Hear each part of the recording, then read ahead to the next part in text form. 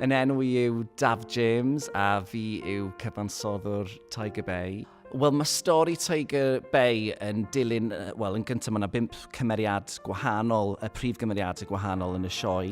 Temba, sy'n dod o dde Affrica. Mae fe wedi colli ei deiliau yn y Ryfel y Bwa.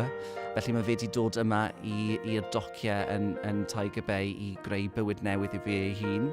Mae yna Rowena Priddy sydd yn gweithio yn y siop Morgan's Department Store, sef un o'r siopau mwyaf enwog yng Nghaerdydd yn hanesyddol.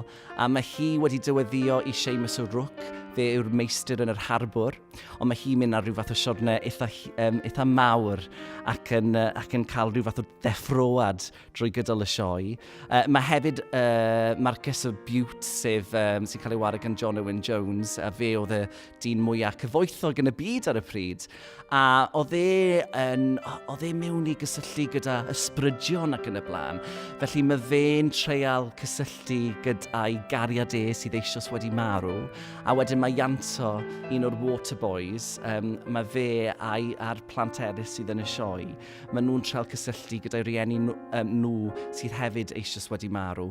A mae straeon nhw i gyd yn cael eu plethu yn erbyn cefndir y dociau lle mae gwrthryfel diwydiannol yn digwydd.